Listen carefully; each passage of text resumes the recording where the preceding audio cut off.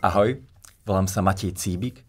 Toto sú filozofické jednohúbky, miniséria krátkych, náhodných úvah o živote, svete, zmysle a vôbec. Dnes sa budeme baviť nie o zmysle života ako minulý týždeň, ale o zmysle, ktorý nachádzame v knihách, akým spôsobom ho môžeme hľadať, a chcel by som práve touto epizódou ukázať, že nachádzanie zmyslu v knihách nemusí byť vždy také jednoduché alebo priamočiare, ako by sa mohlo zdať. Nebudem ale prednášať o interpretácii kníh teoreticky. Zobral som si jednu knihu, s ktorou budem pracovať. Tá kniha nie je nejaká zložitá a práve to by malo ukázať, že pokiaľ aj v jednoduchej knihe nájdeme zložitý zmysel, tak možno v každej alebo vo väčšine kníh sa podobne dá nájsť nejaký zložitý zmysel. Tá kniha, ktorú som si vybral teda, je Pipi dlhá pančucha od Astrid Lindgrenovej. Je to kniha, alebo teda minimálne postavička, o ktorej snáď počul každý. Pipi je malé 9-ročné dievčatko, ktoré žije vo vile Vilôčke niekde vo Švédsku, má červené vlasy, vrkoče, ktoré jej stoja dohora a chodí v čiernych topánkach, ktoré sú dvakrát také veľké ako jej nohy. Takže, o čom je Pipi dlhá pančucha? Samozrejme, Pipi dlhá pančucha je práve o Pipi dlhej pančuche, o tomto dievčatku, ktoré je šialené, excentrické, praštené, robí si, čo chce. A ako v istom zmysle ja sa nečudujem, že tá kniha bola taká úspešná, pretože je to vlastne dokonalá predstava detskej fantázie a detskej slobody, kde Pipi sa veľmi skoro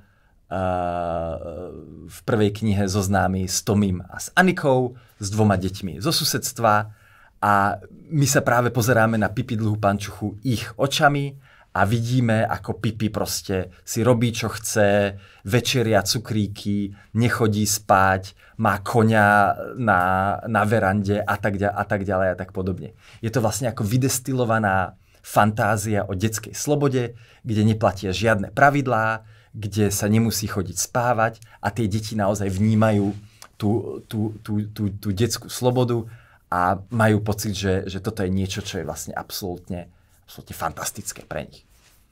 Ale to by bola teda prvá interpretácia. Ale my možno nemusíme vnímať ako keby Pipi dlhú pančuchu očami tých detí, očami tých jej kamarátov, Tomiho a Aniky, ale môžeme sa naopak pozrieť na Tomiho a Aniku očami Pipi dlhej pančuchy. A čo uvidíme v tej knihe je, že Tomi a Anika sú také ako načančané, slušné, čisté, stredostavovské deti, ktoré sa nejak ako potulujú po záhrade ich domu, ale nevedia sa úplne sami zabaviť. A je to práve tá Pipi dlhá pančucha, ktorá prináša kreativitu do ich života, s ktorou sa oni nikdy predtým nestretli.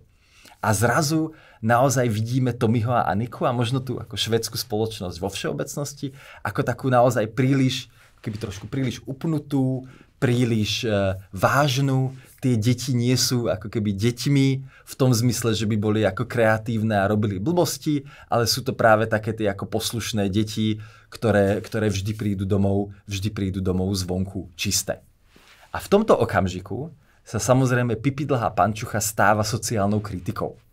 Stáva sa ako kritikou určitej ako upnutosti, absencie kreativity, spôsobu výchovy, ktorá vlastne ako berie detskosť a hravosť z detí a robí z nich nejakých ako malých dospelých, ktorí sú ako seriózni a vážni, ale zároveň sa ako keby nevedia sami hrať bez toho, aby tam prišla tá praštená Pipi. Takže už máme ako keby 2 interpretácie. Na jednej strane sa pozeráme na tú Pipi a na druhej strane sa pozeráme na tú Pipi a pýtame sa, čo Pipi dlhá pančucha hovorí o nás, alebo ako o Švédsku 40. rokov, a môže to byť práve ako kritický obrázok nejaké vlastne ako absencie detstva, keď naozaj robíme z detí malých dospelých. Ale je to ešte tretia interpretácia, ktorá je najtemnejšia, ale môže byť rovnako dôležitá. Minimálne ja tam akože nemôžem nevidieť tú pipidlhú pančuchu ako vlastne ako 9-ročnú sirotu, ktorá žije sama a vyrovnáva sa nejakým spôsobom so svojou životnou traumou. A možno práve tá ako excentrickosť, tá praštenosť, to, že ona neustále porušuje tie pravidlá a tým pádom vlastne samu seba sa snaží ako zúfalo a krčovito ubezpečiť, že ako nikto jej nechýba a takto je to predsa dobre, tak naozaj to ukazuje na určitú traumu, ako keby. A zároveň to, že sa Pipi dlhá pančucha tak krčovito drží Tommyho a Aniky, snaží sa im všeobecne zavďačiť a nejakým spôsobom v nich ako keby hľadá tú istotu, ktorá neexistuje v jej živote ako 9-ročnej siroty, ktorá býva niekde sama. Takže v tejto interpretácii by Pipi dlhá pančucha naozaj bola knihou o tom, akými spôsobmi sa môže manifestovať vlastne detská trauma. A to, čo vnímame ako excentrickosť a praštenosť, môžu byť nejaké ako psychologizujúce prejavy detskej traumy. Tak. Máme tu teda 3 interpretácie. Jedna interpretácia je o fantázii o detskej slobode a nedodržiavaní pravidiel. Jedna interpretácia je o spoločenskej kritike stredostavovského Švédska a jedna interpretácia je o vlastne vyrovnávaní sa s traumou u malého dievčatka. A môžeme sa spýtať, ktorá tá interpretácia je pravdivá, alebo ktorá tá interpretácia je najlepšia. A tu minimálne za seba musím povedať, že je to naozaj vlastne naše rozhodnutie. Pýtame sa, akým spôsobom chceme tú knihu čítať, čo si z nej chceme zobrať a čo chceme si z nej odniesť. Dalo by sa samozrejme namietať, že samozrejme tú knihu napísala konkrétna autorka Astrid Lindgrenová a môžeme sa pýtať, čo tým chcel básnik povedať. Čo tá autorka vlastne chcela čo nám ona chcela tou knihou povedať. A tu by som ako keby povedal, že na tom, čo nám chcela tá autorka povedať, ako keby vlastne až tak nezáleží. Ako v úvodzovkách do 3 tú autorku naozaj nepotrebujeme, pretože sa vytvára vzťah medzi mnou ako čitateľom a knihou, ktorú nejakým spôsobom čítam a tá kniha ku mne nejakým spôsobom prehovára. Takže ako keby autorku do interpretácie my vlastne nepotrebujeme. Ale stále sa môžeme samozrejme spýtať, že čo tým chcel autor povedať. Ak by som si mal nejakým spôsobom zašpekulovať, tak ako je jasné, že v tej Pipi dlhej pančuche tá fantázia o detskej slobode, tá prvá interpretácia, ktorú sme si predstavili, hrá pomerne dôležitú úlohu.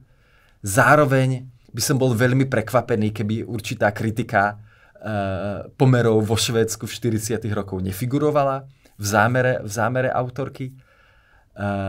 Tak, ale pri tej tretej interpretácii tam to začína byť trošku problematické a ja si naozaj nie som istý. Je dosť možné, že Astrid Lindgrenová naozaj ako keby bola pionierka a vnímala tam nejaké problémy detskej psychiky, o ktorých sa pred tými zhruba 80 rokmi vlastne nediskutovalo. Nejaká ako detská psychológia bola vtedy v plienkach. Takže je možné, že ako nejak tento psychologický aspekt tam vnímala.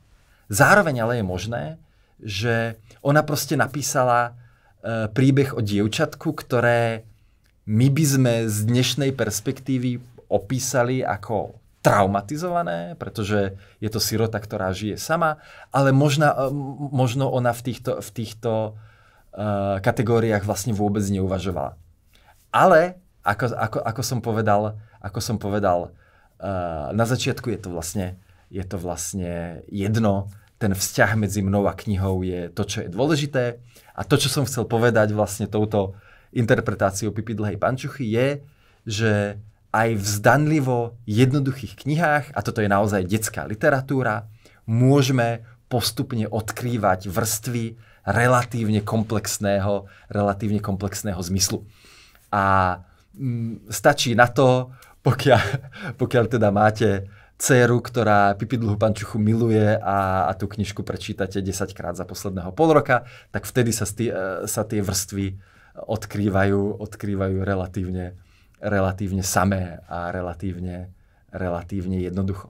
Ale stále platí, že ako v literatúre aj v umení tie vrstvy zmyslu veľmi často sú a naozaj oplatí sa nečítať len na povrchu alebo nepozerať sa na umenie len na povrchu, ale snažiť sa tie jednotlivé vrstvy postupne rozkrývať a pochopiť ich.